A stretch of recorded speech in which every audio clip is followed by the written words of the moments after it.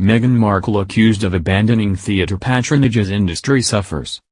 Meghan Markle has been attacked for what has been seen as abandoning her patronage to the National Theatre when she stepped down as a senior royal, especially because the theatre industry is struggling so much amid the coronavirus pandemic.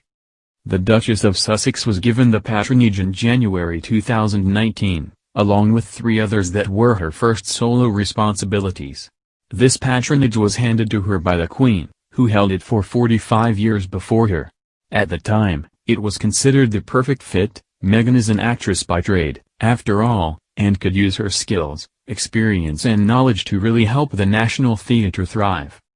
The National Theatre Learning and Participation programs support young people's creativity across the UK.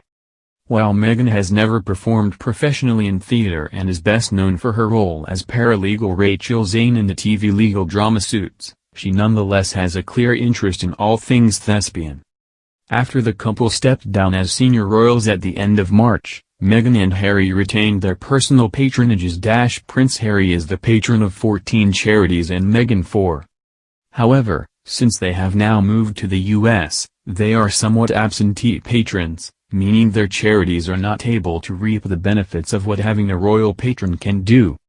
What's more, because they have decided to hold on to these patronages, they cannot be transferred to someone else in the royal family, who may be more present and available to give them the attention they deserve. In January this year, Meghan visited the National Theatre's smaller Dorfman Theatre 7 hours before the bombshell news that she and Harry would be stepping down as senior royals, but apparently gave no indication that she would be moving away while she was there. It was reported that theatre bosses were left fuming as Meghan had carried on as if everything was completely normal during the time she spent with them. A senior National Theatre official reportedly told the Mirror there was anger that Meghan gave no hint that anything was amiss during her visit. He added, "It's fair to say there is a lot of worry about whether the Duchess will stick around after failing to tell theatre bosses of her intentions," which was published on social media hours after her meeting. She was seen as the perfect advertisement. She appeals to a cross-section of ages and genders, and it was hoped she would be a real force for a change in the industry. "We hope she doesn't abandon us." National Theatre Artistic Director Rufus Norris denied the rift, insisting it was business as usual, even though the Duchess was now living abroad. He claimed the reports were complete fiction. There was no fuming. "We are very happy with the relationship." The theatre boss told The Telegraph, "That is completely their business about how they manage what is undoubtedly a very complicated situation for them. From our perspective, I don't think it's going to change anything. She's still very engaged, the conversations are regular and ongoing, there are ideas we are exploring."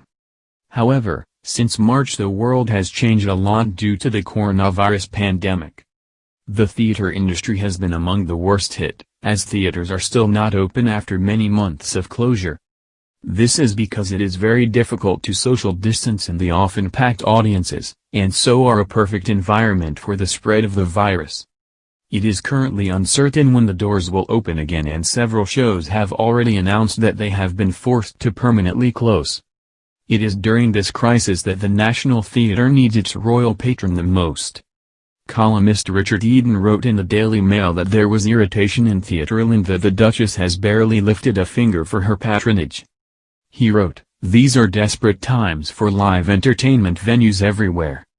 A committed royal supporter could have made a difference, both with lobbying government at a ministerial level and in winning over the public.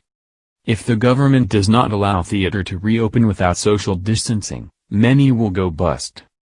He added that theatrical knight Sir Trevor Nunn said at the London Palladium this week, "There is a real risk we could soon not have a national theatre." Meanwhile, a theatre insider reportedly said, "The National's artistic director, Rufus Norris, must be wondering why he put his faith in Meghan. She was all gushy when she agreed to become a patron, but then she legged it to North America and has spent her time doing internet broadcasts about Black Lives Matter." While of course Black Lives Matter is a cause close to Meghan's heart, it does beg the question why she has not dedicated more time to helping an organization she pledged to help when she became a royal patron, or, at least, pass it on to someone who is able to help. Mr. Eden claimed Mr. Norris should have gone for an unexciting, but hard-working royal like Prince Edward, who apparently enjoys a good pantomime.